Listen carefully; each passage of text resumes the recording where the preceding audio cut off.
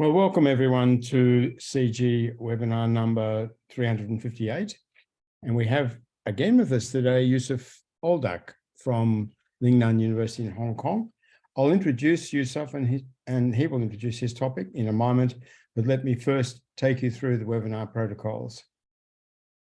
Now, remember that the webinar is being recorded and it'll be on our YouTube channel site, and you'll be able to access that from our website within the next couple of days. During the webinar, we advise you to keep yourself muted and perhaps keep your camera off until you come into the Q&A session. During the webinar, we advise you to use speaker view in the top right-hand corner there with the big red arrow. That enables you to see who's speaking at any given time during the webinar. Now, don't forget the chat button. It could be pretty important to you because to join the Q&A part of the webinar, we advise you to come into the chat. Signify your question or your statement in the chat, and then from that, I'll be able to select you into the Q&A section. It usually starts a little bit past halfway through the hour and runs for the rest of the time. It's a good idea to come in early into the chat so that we know you're going to be a Q&A participant, because if you come in late in the last 10 minutes or so, you can miss out. Now, it's a pleasure to introduce Yusuf Oldaç. Yusuf, whom I've known since coming to Oxford University in 2018, where he was a doctoral student, is now a Hong Kong Research Grants Council postdoctoral fellow based at the School of Graduate Studies at Lingnan University in Hong Kong. He's also a core centre fellow at the Institute of Policy Studies in the same university. Now, his research focuses on international and comparative higher education in the context of globalisation. He has specific interests and he's published in these areas, including global science, international students, student agency, and self-formation. And you can follow him on Twitter at Yusuf Oldaç with capital U, Y, and capital O. Yusuf, happy to hand the screen over to you at this point. Thank you very much. Thank you, Simon, for this lovely introduction. And for Twitter, the capitalization doesn't matter, so no worries. Let me just share my screen and then we can hit the ground running. Slideshow. Okay. Can you see the full screen of my presentation? Certainly can. Okay, and if my internet somehow slows down, glitches, it happens in the evening sometimes, just let me know and I will just switch to some other Wi-Fi connection or something.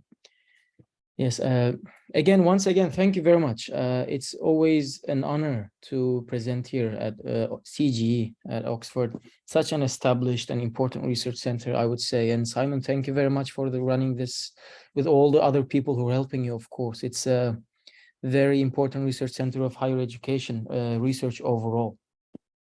So today's topic is about the contributions of study abroad to home countries. I will provide an agential perspective.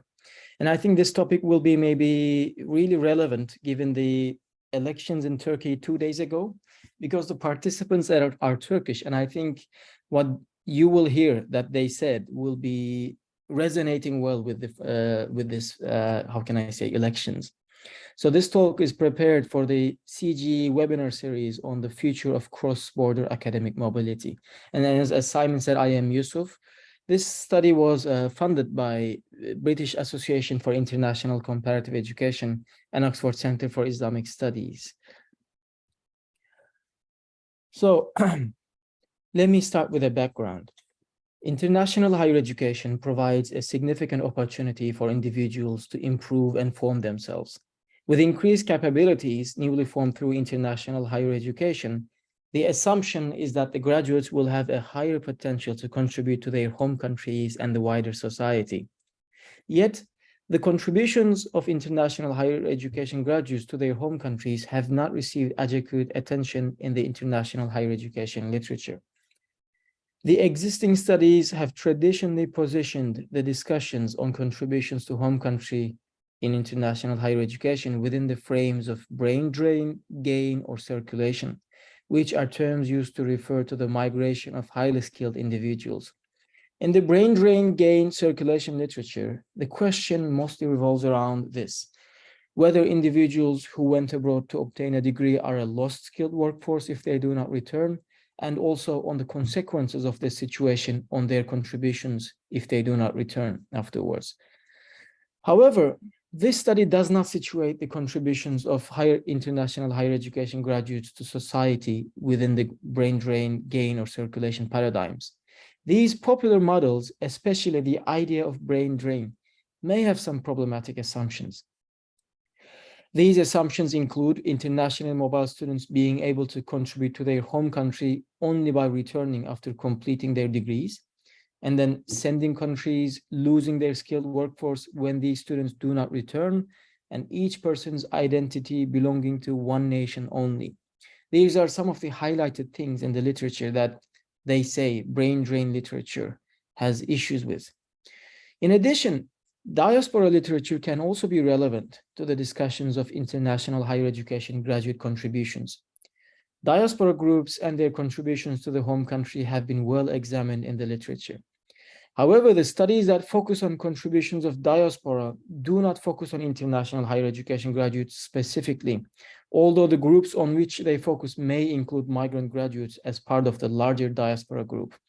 Meanwhile, those limited number of studies that do focus and differentiate international higher education graduates within a diaspora group may not necessarily concentrate on their specific contributions to their home country. So in contrast to these, there's a recently emerging line of literature. This literature has started investigating graduate contributions to home country specifically, that is, not indirectly through a focus on diasporas, and without building on the discussed binary brain drain logic of whether studying abroad is a lost skilled workforce upon not returning. Here, I'd like to discuss the three main narratives I observed in this literature, and I will position this study in one of them. The first of these narratives, which is also the most prevalent one, frames international higher education graduate contributions using human capital theory. These studies, for example, have mostly built on either Becker's earlier conceptualization of human capital theory or McMahon's expanded theory of human capital. McMahon's expanded conceptualization is particularly useful here. He highlights that students who study abroad obtain new embedded qualities which will help them contribute to their communities at home. To this approach, human capital development is not just about increased private benefits, such as income for graduates, but also a potential contribution to society. These highly educated international education graduates would have a social life outside their work environment to which they can contribute by establishing better relationships. Another narrative in contributions to home country literature is related to the human rights approach. This narrative comprises studies that situate international education as part of one's right to obtain quality education. According to this approach, as quality education is one's right, contribution to one's home country afterwards, although desired, cannot be made compulsory. This narrative is especially valid for studying the expectations of scholarship providers.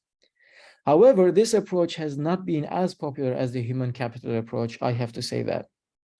A third narrative here is that frames international student contributions is that of the human capital capabilities approach. Sorry about that. This approach frames the goal of education as a process of increasing one's choices and freedom, and highlights an individual's increased choices and agency after graduation. While the capabilities approach has been influential in sociological and human development studies, few studies have included this perspective in framing contributions of international students to their home countries. In contrast, Sen's emphasis on choices and individual agency can play an important role in illuminating the discussions on societal contributions of international education graduates, especially for situations in which graduates are reluctant or even against contributing to their home country.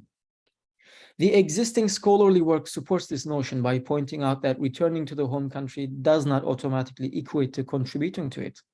and not returning does not automatically equate to not contributing to it.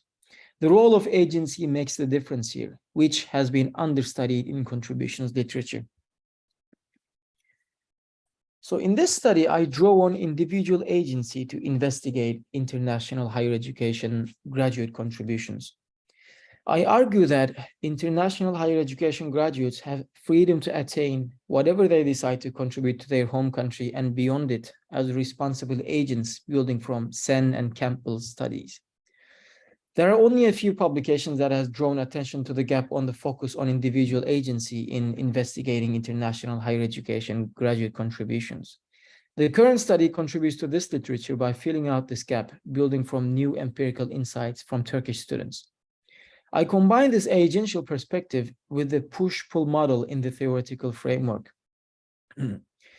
Building on earlier recent work, I propose that individual agency goes hand in hand with push-pull factors. The larger sociological discussions always pair any discussion of human agency with external factors, usually framed as the structure. Agency is crucial in human actions, but it alone does not explain the whole picture, and external factors needs to be incorporated. Push-pull factors are incorporated in the current work to discuss the external factors. In this model, push factors are those that drive students away from their home country, demotivating them from contributing to it. Meanwhile, pull factors are those that attract international students to specific destination countries. The latter factors may result in decreased motivation to contribute to the home country as well, but not necessarily, because the graduates may still choose to contribute through different means, such as creating diaspora connections or sending back remittances and investments. We will come to that in more detail. So I need to also give you some background now, because without, context matters basically. This study's participants are interviewed in 4 destination countries, but they are all from Turkey. Just like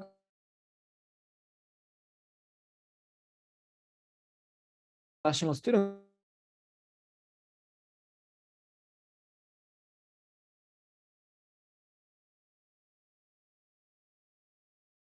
obtain a degree. They leave behind their existing networks and friends from the new ones. I'm sorry to interrupt. Okay. We lost you for about 20 seconds there. You may need to go back. Just keep. I will just connect to another connection and maybe start. Just give me a second. I hope.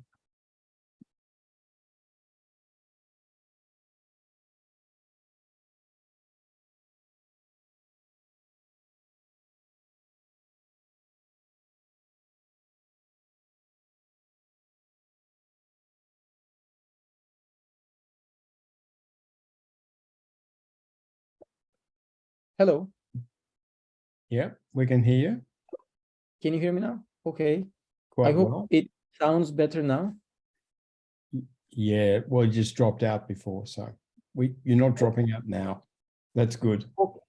So let me see what I did. Did you hear the whole part about the theoretical framework? Maybe We got most of the way through that. Maybe the last parts I will just. The main idea here is that maybe the push factors part was missing. The push factors mean here, the push factors basically drive students away from their home country, demotivating them from contributing to it. And pull factors are those that attract international students to specific destination countries. So I am using agential lens and combining it with push and pull factors to incorporate the structure to this agency discussion. And here, the important thing, context always matters. So let me talk through it. So the study's participants are interviewed in 4 destination countries, but they are all from Turkey. Just like all international student groups, Turkish international higher education graduates show similarities and differences from other international students. They are similar in that they all go through the same dynamics of international higher education. They all cross country borders to obtain a degree education, leave behind their existing networks and friends to form new ones. And also they witness and experience novel civic values. In this respect, they are similar to others. However, Turkish international higher education graduates may differ from other international students in certain ways. One difference is that they are from an upper middle income country that is geographically close to many high income countries.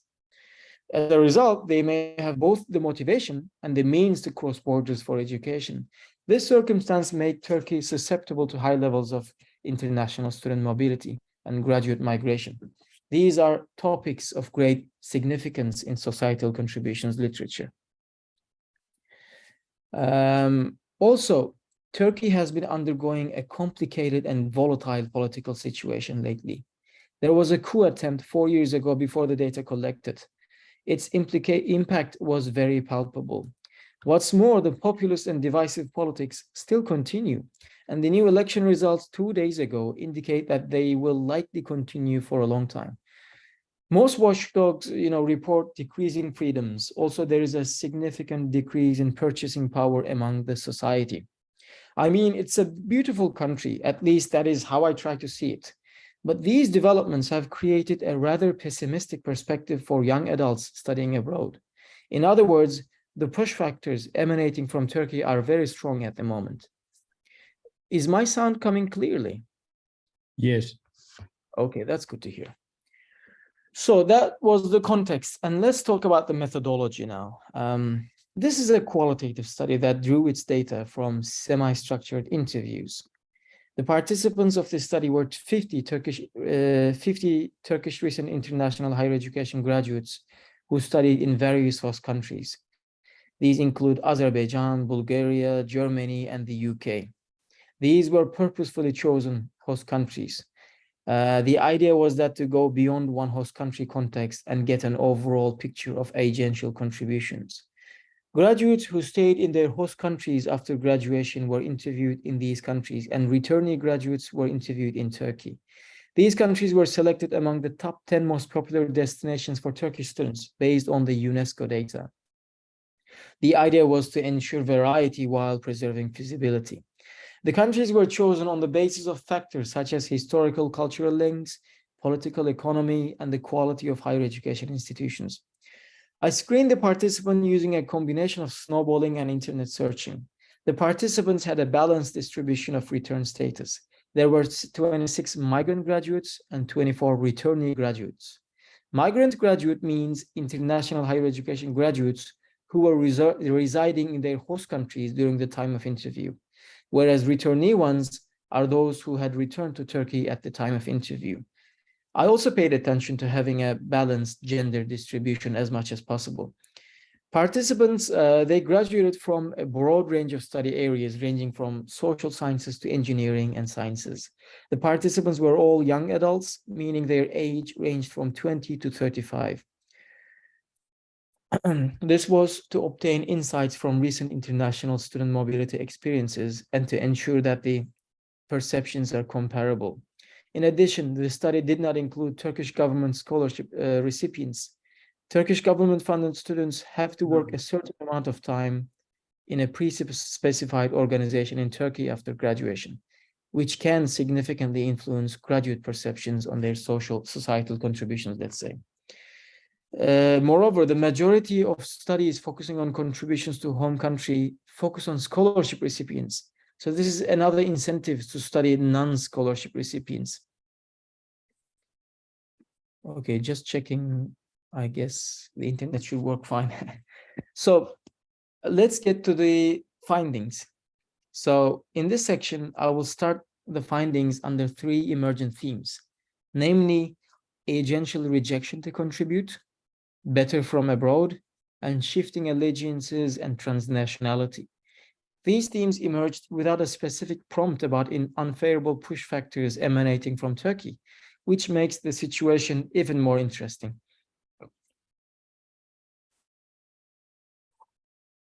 So let's start with the first theme. So this is one of the main themes that emerged from the interviews, and it's about agential decision to reject contributing to home country. The excerpts under this theme support an agential decision not to contribute to home country, citing some of the perceived factors pushing them away from doing so. The participants who explained they do not want to contribute to home country dwell on negotiations in their minds, whether their home country, Turkey, deserves their efforts in this matter. The first quotation on the right exemplifies this perspective. Let me read it for you. So this is from Simge. The names are pseudonyms, by the way, not real. Should I provide this support to Turkey? Do I want Turkey to develop? Does Turkey deserve it? Or did it give me something to deserve it in terms of education and social rights? I am not sure about that, and I guess it doesn't deserve it. Notice how she questioned whether her own country has given her anything at all. When considering that primary, secondary, or tertiary education provided by state institutions in Turkey are all free, such an argument may not be entirely true. However, according to the reflections shared under this theme, this situation is not that simple. We have to understand that. The participants often indicated their good intentions towards their home countries in this situation, Turkey. They explained that they are positively inclined towards contributing to their home country. However, the interviews also unearthed a negative tone and a despair that they do not see a reciprocity for their good intentions. Defne, in the second quote here, explains the uneasy situation she faces when it comes to contributing to her home country. Let me read it for you. I would be happy to contribute to Turkey, I mean our beautiful country. But on the other hand, I do not see reciprocity for this. I have such positive feelings towards Turkey, but Turkey does not seem to have such positive feelings towards me. Not seeing any reciprocity regarding such positive feelings can be related to the push factors discussed in the theoretical framework of this study. International education graduates are pushed further away from contributing to their home countries as they perceive that no one appreciates it.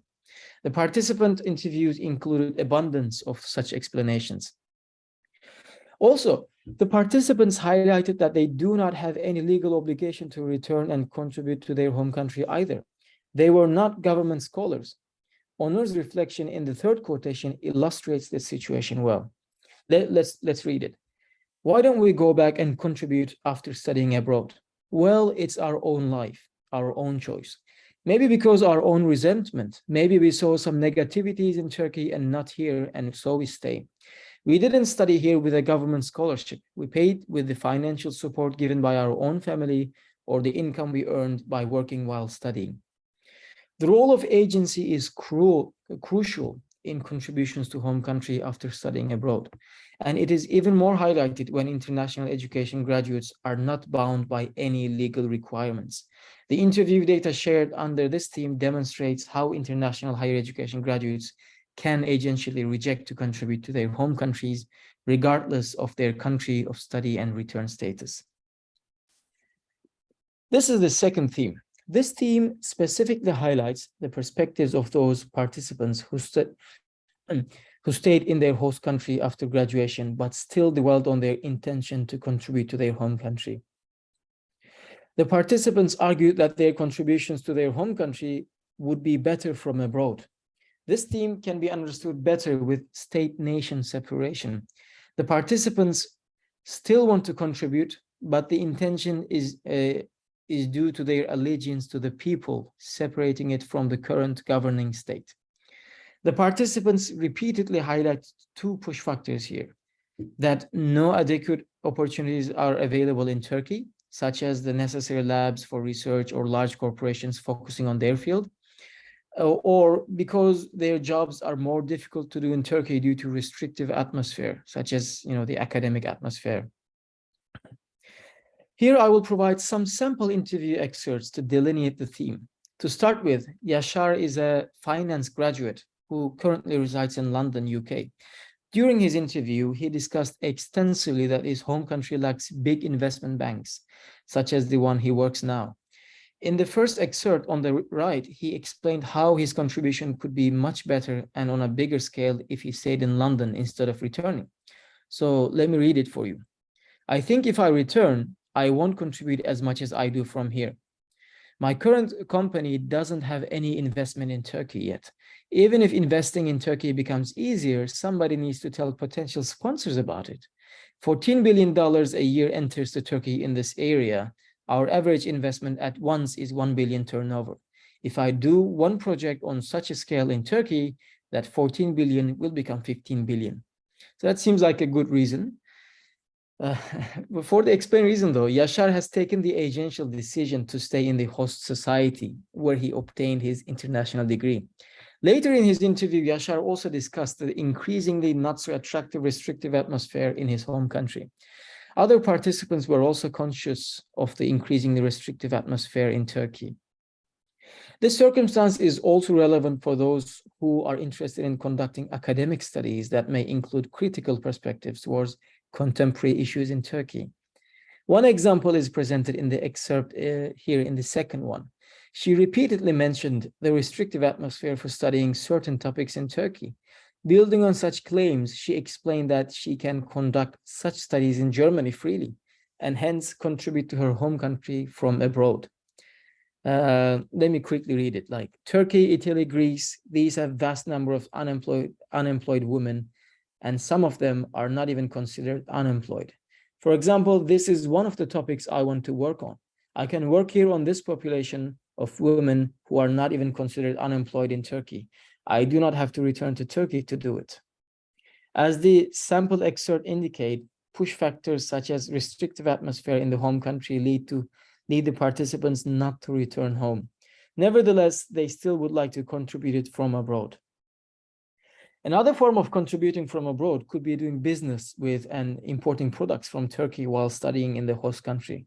These people mostly discuss their reluctance to return to home country after their education and argued that their contribution would be better and bigger if they stayed.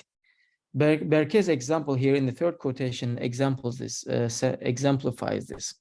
He says, I sell Turkish brands, let's say X million dollars a year, so that you can understand the scale of it. That's the summary of the quotation.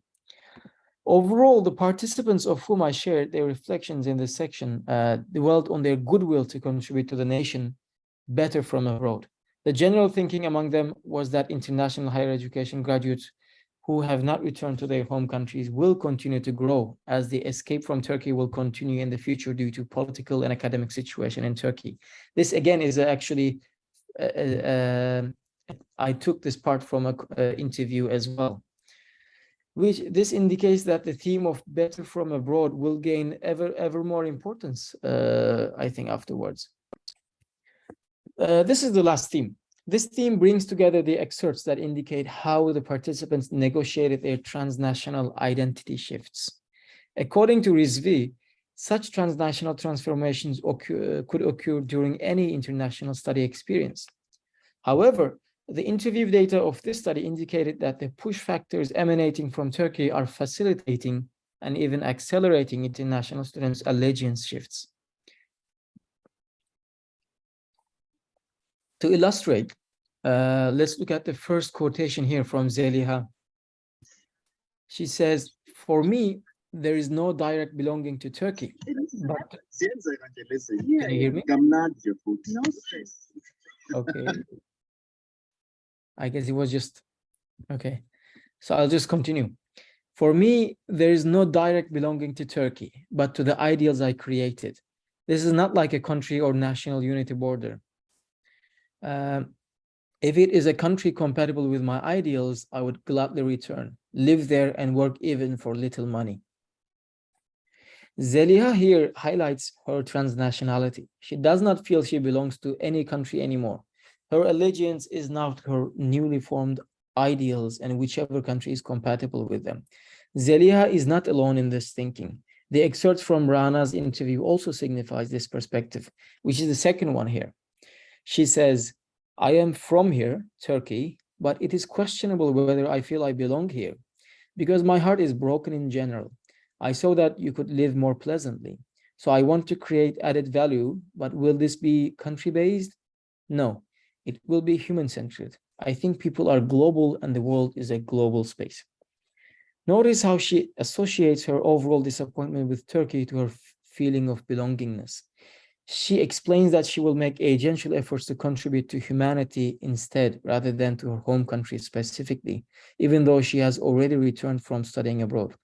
Shifting allegiance and transnationality is very visible.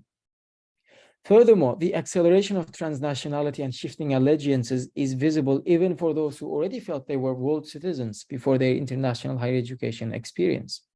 The third excerpt on the right from Aysel illustrates this. She says, as a person who sees herself a bit more like a world citizen, I think that the issues of the world concern me. Therefore, I choose my work accordingly. I was never like a person who thought that I should advance my country from one point to another, but studying abroad further lowered my perceptions that I am attached to my one nation. And this was the third theme. And I know my time is coming to an end, so let me just conclude and give you some thoughts about discussions. So in this study, I examined how international study graduates negotiate their agential decisions in contributing to their home country, which is Turkey, at a time when push factors emanating from home country is highly palpable. Remember, I did not ask these questions. I was asking about something else, which Simon knows. It's about self-formation and other topic.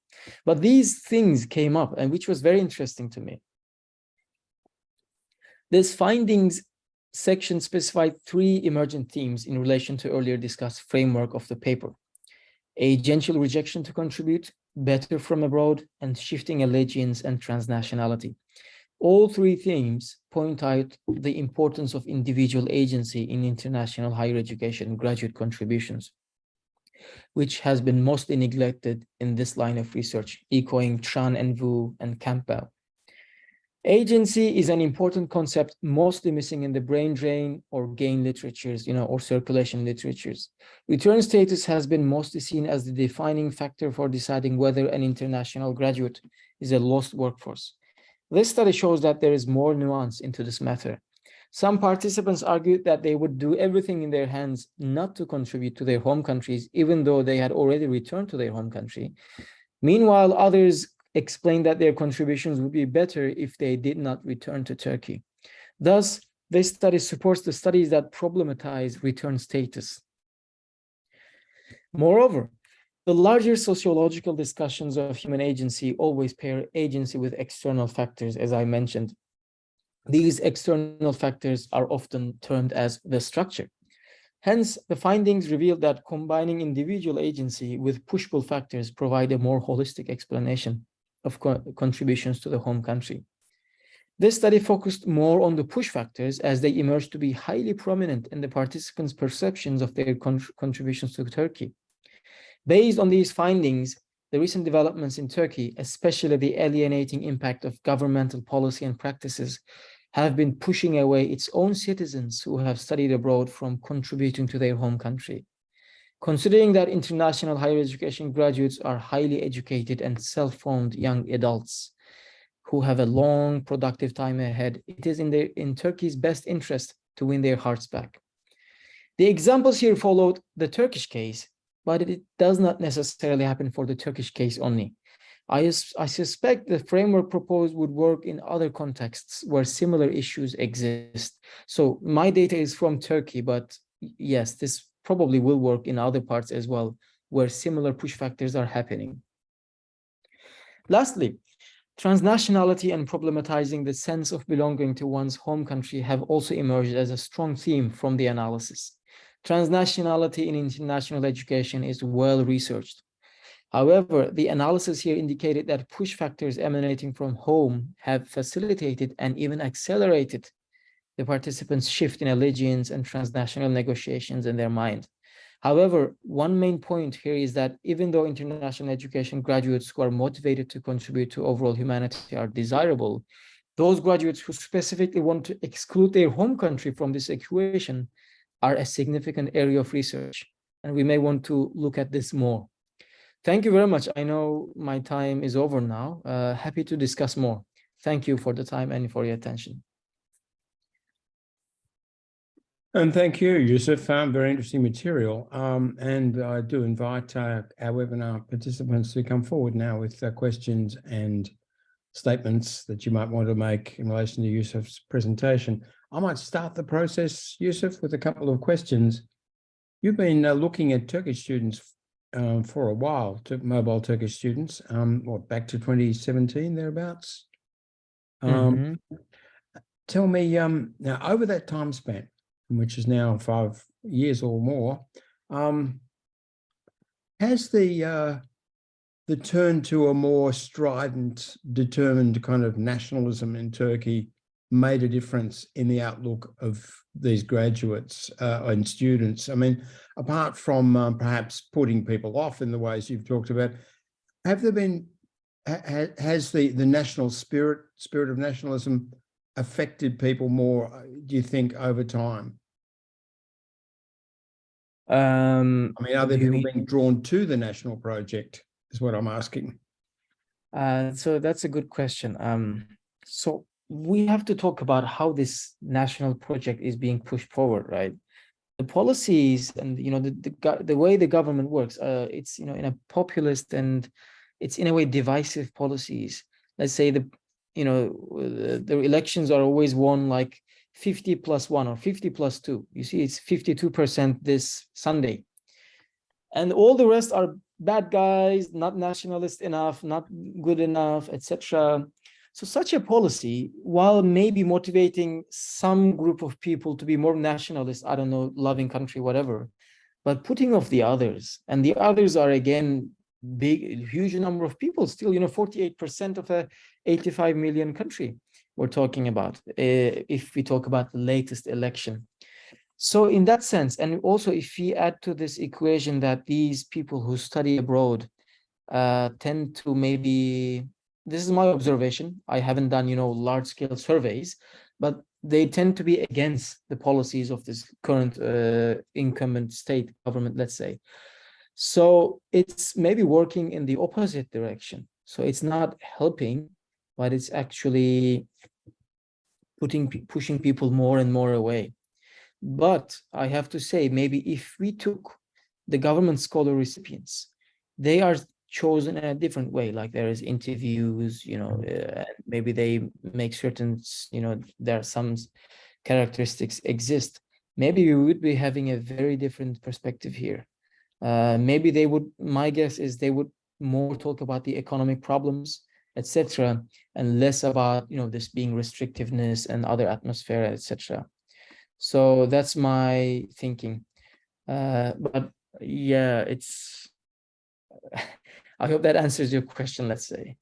Well, it's interesting, isn't it? Because it just goes to show that who you interview in these small, you know, what are necessarily relatively small interviews group samples, you know, it does make a difference. But that's that, you know, so I guess that means just that we're interviewing and researching certain kinds of people, and that they've got, and what we're finding out about is their responses. Now, a second question, kind of related, but almost the other way around. Your late statement in the presentation was that it's in Turkey's interest to bring people back, to attract them to the country, to working for the country and in the country again. Now, imagine if you were the minister, let's say minister of, I don't know, would be minister of education or minister for labor or minister for the economy. I mean, if you were a senior minister with the task of attracting the diaspora back to Turkey, and this is a lot of people with a lot of skills, of course, what policies do you think would have the most impact? What policy changes would you make? Okay, I actually talk about this a bit in the paper. There's a policy recommendations part. I think this is a challenging task for one minister. The main thing that needs to be done in countries like Turkey, not just Turkey, this happens in other countries as well. I don't want to pick just one country, but the main thing is to create a maybe more open atmosphere, more welcoming atmosphere. It is not there. It's not there for everyone, I would say. And people always think, if I go, you know, the economy also isn't good. So those two things are always there. And Minister of Education or Minister of Labor cannot do much about this. How can they turn the overall atmosphere? I think this is beyond that. This has to be maybe a big change, maybe, you know, the big government change, whatever, after an election. That is one thing. Another thing, Turkey tried, for example, giving higher salaries for returnees. They offered maybe 3-4 times, maybe 5 times of, let's say, a normal professor would make in a university. So if you're a successful professor, come back and we'll give you 4 or 5 times the salary of normal Turkish people earning. This was received some attention. Some people returned, but the problem is they couldn't attract the majority, because we know, for at least take the example of academia, it's the system, it's the ecology that you think you can do good research, that you can get funding. So it's not just about having a higher salary. And those who have returned, they all say now, because I'm doing another research now, because the value of Turkish lira depreciated a lot against US dollars, so that 5 times salary is now not that attractive anymore. So those things are there. There is this stability issue. So maybe the quick answer is, it is beyond what a Minister of Education can do. We need bigger changes to make Turkey more attractive. It's a shame, isn't it? Because, you know, it's an important country with great resources and great people resources, but other resources too, and great history, and a big contribution to make to the world, sitting as it does between, you know, West Asia and Central Asia and post-Soviet zone and Europe and North Africa. It's in a really strategic position, and, you know, a really important country in the world long term. So you would hope that that good graduates, good diaspora could make a big contribution. Maybe when the time's right, that's what will happen. I've got one more question before I start bringing people in. There's people coming into the chat now. Okay. What you've talked a lot about the push factors, you know, the things that are driving people away from returning to Turkey. What about the pull factors in your experience, in your research? What's jumped out as the strongest pull factor for diaspora, keeping them away from Turkey for, if you like, positive rather than negative reasons? I mean, I have to say, whenever there is a discussion of, you know, positive, negative things, the negative ones end up being discussed a lot. There could be, for example, let's say 10 factors, 7 of them are positive and 3 are negative.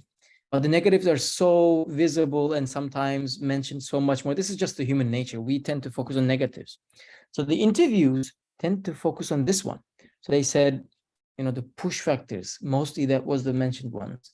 The pull factors, I mean, most of them, they say it's just, you know, what comes from their heart. They love their country. There's this patriotism still there. You know, these people are not people who do not like their country or anything, or, you know, who do not like the people there. It's still there, but it's these current contemporary situations which have been in place for more than a decade now is really pushing them off. Another thing, you know, they always talk about, you know, their families and friends living there. These are the things that keep them connected to their home countries and still maybe contribute to it. But in my interviews, in the last one at least, I haven't asked much about, you know, this, and they didn't come back with, oh, I want to contribute to my home country because of this pull factor, that pull factor. It wasn't much of a discussion. And as I mentioned, this is not even a study. This was not about whether you want to contribute or not. This was talking about something else. We were talking about that, but these things were so strong in their minds, it seems. It kept coming again and again. And I have to maybe correct from your earlier question. These are not some small, you know, number of people. I think it would be even more limited if I focused on government scholarship people, because they're less in number and more, maybe this is the thinking, more homogeneous.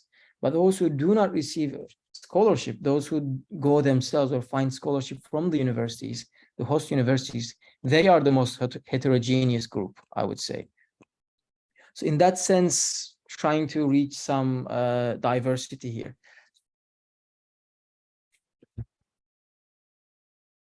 Thanks for all those responses, Yusuf. I think we can now bring in Jan Kircher. Jan, are you there, please? Yeah, I'm here. Can you hear me? Yes, we can. Okay. Way to go. Yeah, Yusuf, thank you very much for your questions. I work for the DAAD here in Germany, which you probably know. It's a funding organization for academic exchange. And so I was wondering what practical implications for host countries do follow from your findings. What do you think?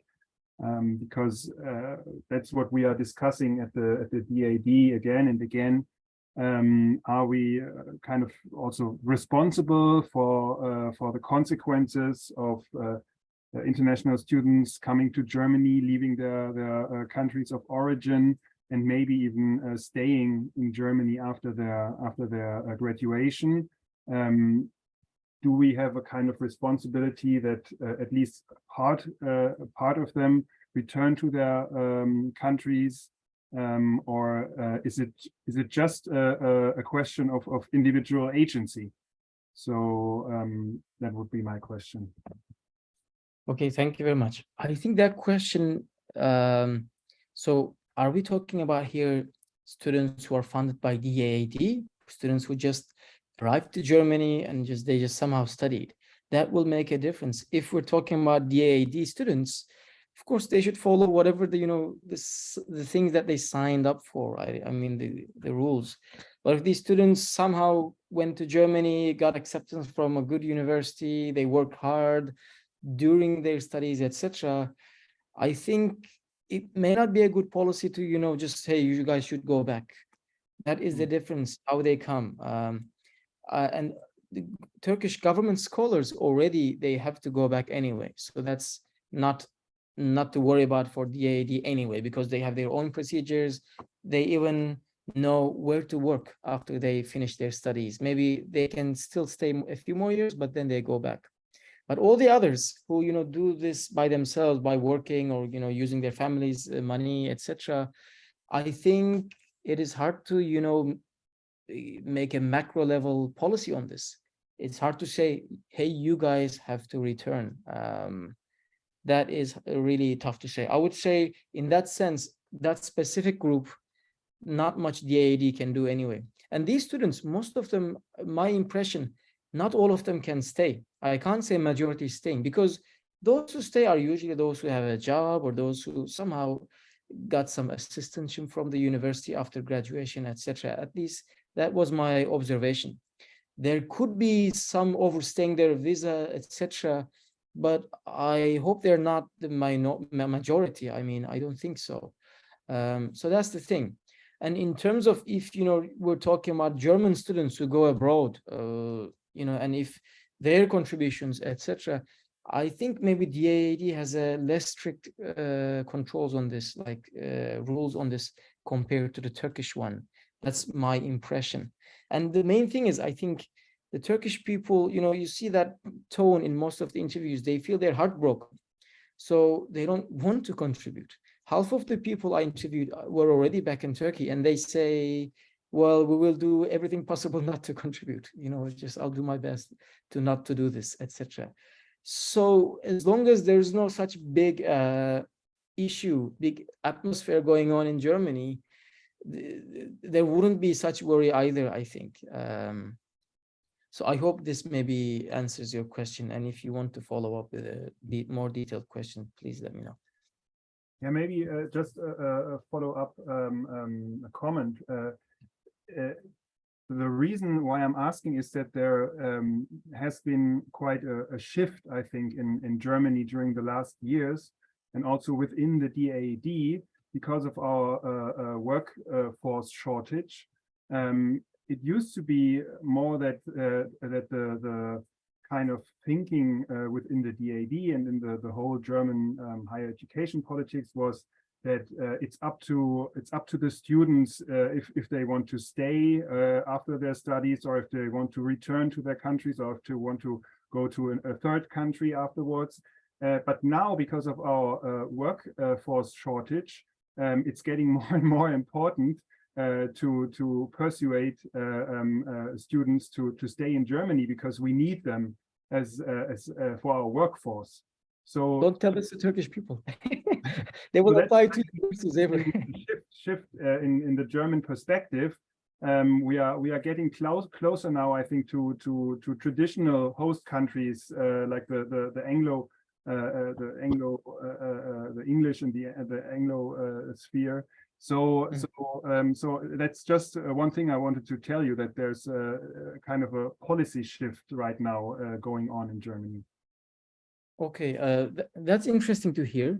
I mean, in terms of Turkey, at least the current government's thinking is, this is from the, the authorities, they say anyone who wants to go, let them go. We have many more to work here.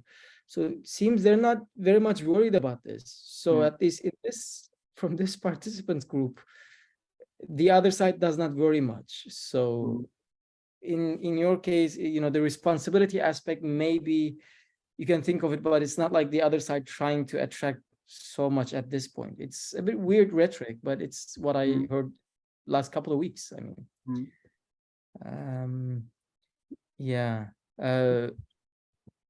it's really interesting. I mean, the situation is interesting in Turkey, and it's really good to hear that the Germany, you have these conscious thinking about, whether we need them, but should we send them back because these are skilled people? Maybe they should go back. That's well, kind of troubling for some colleagues in the DAD. We are a little torn between these two goals, to support the host countries, but also to support our own country, or to help get rid of the workforce shortage. But I also know, I hate to interrupt this interesting conversation. We do have some more questions. I'll have to ask you to hold back and go to the email for the next stage, I think. Thanks, Jan, and thanks, Yusuf, for that response. Now, I've got a question from Bakil Gundol, and he can't come onto the Q&A directly onto camera. So he's asked me to read the question, and the question is quite subtle, so worth listening carefully. Thank you for the interesting and informative presentation. From which lenses can I address the impact of the ongoing war in Yemen on Yemeni international students and their study choice and destinations? So are we talking about how they choose where they study, or I think it's which lenses, meaning how do you research their situation? Well, I mean, one way is, using my lens, this framework can be helpful. I am thinking what else I can provide here. The other lenses I provide, the literature on this, I can share maybe afterwards if the person emails me some literature on this. I shared 3 narratives, all uses distinct lenses, like the human rights approach. You can approach this with that. You can say everyone has a right anyway, and it's not a responsibility. People, at the end of the day, we also have to question, we're talking about contribution to home country, but, some people don't even agree with that. So there are many things that can be questioned here. I agree. And with Yemen, it's, I think, even maybe harsher situations there. There's maybe it's going, I've been following it for a long time. There was a internal, how should I, conflict is the right word to choose, I guess. And I guess it's maybe getting better and better, but I'm guessing it still continues. I haven't checked the latest news about this. So the situation there would be stronger than Turkey. Turkey's situation is more about, how these people are not happy and how they feel they don't belong. But in Yemen, you have this safety issue as well. Maybe if this conflict is, if they're living in a part where the conflict is affecting them. So that is an even more problem to think about. For example, there's this theory of self-formation idea, which Simon has been writing about. In that, if we look at education as a self-formation, and if you do not even know if you're safe there, self-formation will be limited, right? So people would want to go somewhere that is at least safe so that they can build on and forming themselves. Self-formation could also be a good way to look at this. People leave their country because they want to achieve their full potential, right? So if you want to able to give them, if you can give that potential to them at home country, maybe they won't go. This is the case for Turkey as well. So those are some theoretical answers, but we can continue the discussion later on, and I can maybe give you more papers. Just email me, please.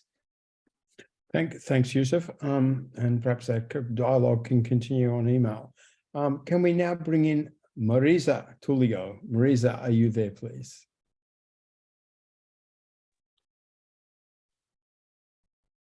Hi, good morning from Brazil.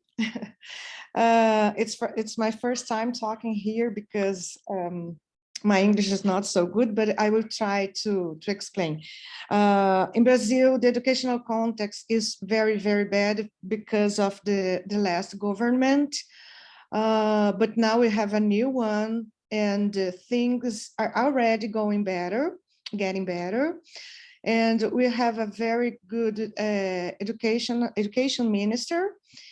And we hope to have very good support from the federal to state governments too. So we are talking about student mobility. But in the South Global and mainly in Latin America, things are how can I say, are very difficult to send. It's very difficult to send the students to other countries because it's very expensive. We had few scholarships. Now we are already have more. We had more scholarships to go abroad. But I think that student mobility or these scholarships possibilities only a few part of students, a few number of students to go abroad and study. Here, students go abroad and come back. Sorry. I know much about it, but I think that I don't have numbers, but I think that many of them go back to Brazil. But my question is, what do you think about other internationalization actions? For example, internationalization at home, as partnerships in research, or writing articles, I don't know, EMI, English as a medium of instruction. What do you think about these other internationalization actions? Internationalization at home. Do you think it would be better than, I'm not saying that we would exclude student mobility, no. But I think that we can give more emphasis, I don't know, in internationalization at home. And then we more, a higher number of students and professors too, because I'm a professor, and we can have more possibilities to develop internationalization. Okay, thank you very much. I think what you're saying is very important, like internationalization at home, I guess. So like improving the quality, I guess there are many sub parts of this, like maybe we have, for example, some universities who provide education in English. They try to increase the quality and they try attracting students from abroad, etc.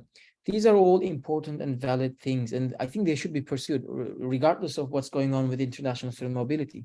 And some universities in Turkey are doing good in this sense. But I think the thing about international mobility is not only about, getting education in English or getting a good education. It is there, but it's not the only thing. For example, there are new papers published on this. They say this, there's this market about being whiteness, or Europe, or global north. Let's go there. Students, there's a purchase to that, and students and families, they like it. This explains a lot of mobility from Turkey or from other parts, like China sending to West, global south to global north. So it is more than education. There is that aspect. Riyad Shah Jahan wrote a very nice paper about this. It's not about student mobility, but he talks about this whiteness and how attractive it is. And, going to UK, there's this global north country, nice. So internationalization at home, it's very important. But no matter, I guess, how, that continues, there will still be mobility. And mobility is not just about that. There could be other reasons as well. Maybe you have a relative there, you visit them, or somehow you have a partner, you go there. There are many reasons behind this. So internationalization at home is very important, but not an alternative. So that's how we have to think about it, I think. I hope this is maybe addresses your question. Yes. We're right at the end of the webinar, but I'll squeeze in the last two people. Yusuf, and question is, please try to be succinct, try to be brief, so we can get everyone in. First one is Furkan Uzan. Please come in. Hello, everyone. Thanks very much, Yusuf. It's always a pleasure to reading you and listening to you. So I would like to ask a similar question that Simon asked about nationalism, nationalist sphere that is intensified in Turkey. I think there is a slightly more important factor that influences the sphere right now, which is a secular religious division. So we see that state and society accordingly has been drifted apart from the secular values that established in its foundation. So can I ask, to what extent do you think this is emerged or can be reflected in your data as another push factor? Sorry if you mentioned already, I get the sense of it, but I would like to hear your overall perspective on that. Thanks very much. Yusuf, before you answer, I'll bring in the other question. That's Nadia Ivanenko. Nadia, are you there, please? Okay, thank you.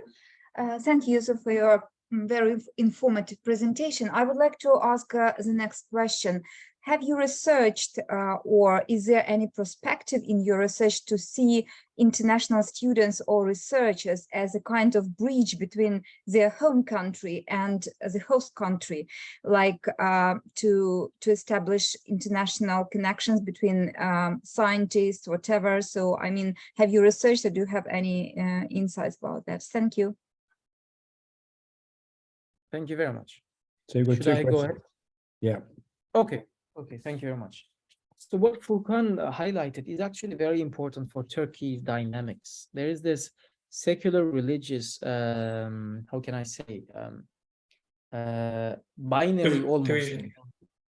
Division, let's say. Well, maybe not always religious, but conservatives and then the seculars. Maybe this works out differently in different countries. But in Turkey, this is very strong and it's palpable in most things. In elections as well. So there was, in the end, two people left. So one was, supported mostly by, conservative and religious, but the other one also included some religious parties, which was interesting. But still, people didn't maybe perceive it that way. I think that is important, and that is coming up in the interviews as well. But I have to say, some of my participants were, conservative and religious. Of course, I didn't, categorize them according to this, but they somehow indirectly told this to me. They're like, oh, I'm also thinking that way, but I think this party is doing wrong, etc. So that came up. But overall, there is that division, I think, and that seems to be visible. Although, it's hard to generalize, and it's not good to generalize. A lot of people abroad, they can be secular, but they may think similar to the current thinking that is existing in Turkey, and they may be the other side of the spectrum and still different. And we have a small time, but we can continue the discussion later. Thank you for bringing this up. And the last one, bridge between host and home countries. I think that is very important question, and that happens. I mean, a few people highlighted this, yes, but since this was not the main research question, I didn't pursue it further. They think, especially some of people who said, I can contribute better from abroad, they highlighted the way I can contribute is to be a bridge between this country and my home country. And maybe this way my home country can develop, or, there could be both sides could benefit from this, etc. So I think it is there is material for that, but we just need to pursue it, I guess, more. Thank you very much. Yusuf, I think we'll have to call it a day. We're now about 4 minutes past the hour. You've provoked a really interesting discussion, and thanks for that. And two more great questions coming through in the chat, which unfortunately we're not going to be able to deal with, particularly Bala Chandra Mohan's great question about structure and agency in the family. Really interesting. Bala, come back again and ask that question next time we talk about structure and agency, which I'm quite sure we will. And thanks also to Agang Nuroho talking about Indonesia case. Again, you know, I hope you can return to another webinar and contribute to us then. Remember, folks, always, if you want to make a comment, come in earlier, come in, you know, before the last 15 minutes, really, to be sure to get into the Q&A, because I can organize it so to bring all the voices in if that happens. Yusuf, thanks very, very much. Your studies of mobility are certainly generating interest around the world. Our next webinar, which is on Thursday, 1st of June, isn't time flying, is from Mayumi Ishikawa from Osaka University in Japan. She's going to talk about alternative transnational higher education in Malaysia. Very good scholar, Mayumi. This will be a good presentation. Until then, thanks again, Yusuf. Thank you all for participating, and it's bye for now. Thank you very much. Thank you for the opportunity.